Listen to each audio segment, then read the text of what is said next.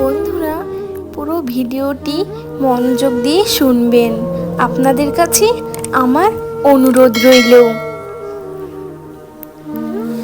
মনে করেন মানুষটি খুব খারাপ, চরিত্রহীন, কিংবা সে আপনার কোনো কেয়ার করে না, আপনাকে বিশ্বাস করে না, আপনাকে অবহেলা করে।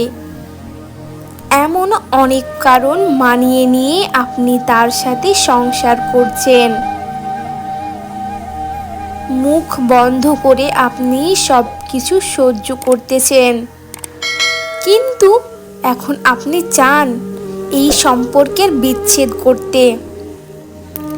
এমন সম্পর্ক বিচ্ছেদ করার আগে আমার একটি কথা কাজে লাগাতে পারেন। এই তথ্যটি খুবই গুরুত্বপূর্ণ। যাকে আপনি ভালোবাসেন সে আপনার সাথে যেমনই ব্যবহারই করুক, এই সময়টিকে আপনি তাকে আপনার সর্বোচ্চটি দিয়ে ভালোবাসেন। সে আপনার কাছ থেকে যতটুকু ভালোবাসা প্রাপ্য তার থেকে অনেক বেশি ভালোবাসেন। তার সব কিছু মেনে নিয়ে আপনি তাকে নিঃস্বার্থভাবে ভালোবাসেন।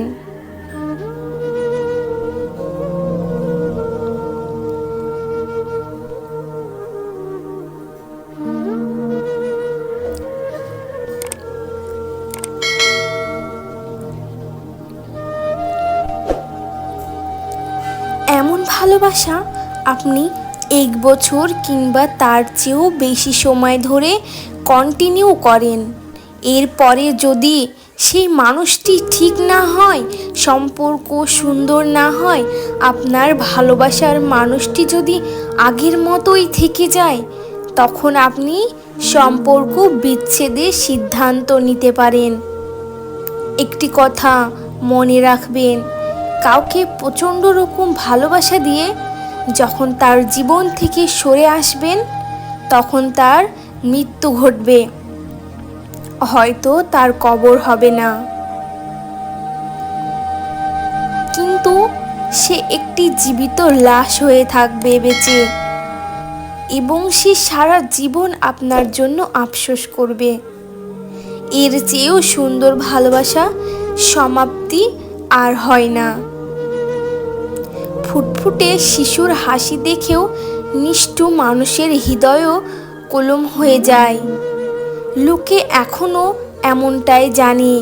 মা বাবা তাদের নবজাতক সন্তানকে কোলে নেওয়ার সময় খুব আলতো করে ধরে, যাতে তার গায়ে সামান্য আঁচড়ও না লাগে।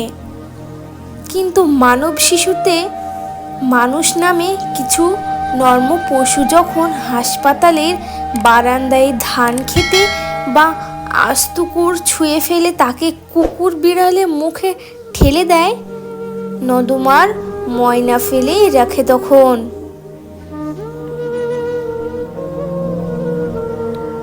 পুরো মানব জাতি লজ্জিত হয়।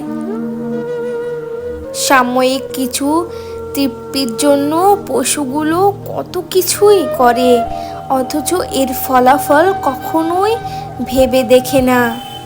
তাদের এই ভুলের ফলাফল একটি মানুষের মৃত্যু কারণ হতে পারে, অথচ তারা ভাবে এটি নাকি কোনো ব্যাপারই না।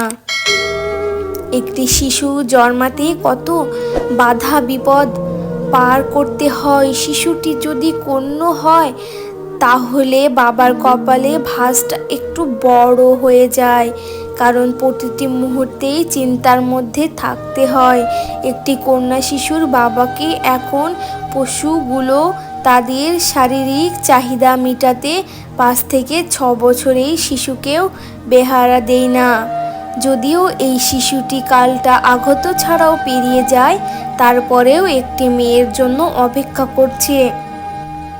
প্রতিটি মুহূর্তে বাধা, রাস্তা বধাদের উপাদান কখনো কখনো কথায়, আবার কখনো স্পর্শে আঘাত করে।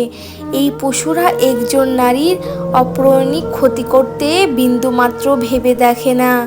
এই মানুষ নামক পশুরা এখন পত্রিকার খুললেই দেখা যায় নবজাতকদের লাশ উদ্ধার করার নিউজ কিংবা 5 বছরের শিশু ধর্ষণের নিউজ। আজ আমাদের সমাজটি নরমপশুতে ভরে গেছে, দূষিত হয়ে গেছে। আমাদের চারপাশ। আপনাদের কাছে একটি অনুরোধ, এই পোস্টটি শেয়ার করে সবার পড়ার সুযোগ করে দিন। পরবর্তী পোস্ট পেতে আমাদের সাথে থাকুন। ধন্যবাদ।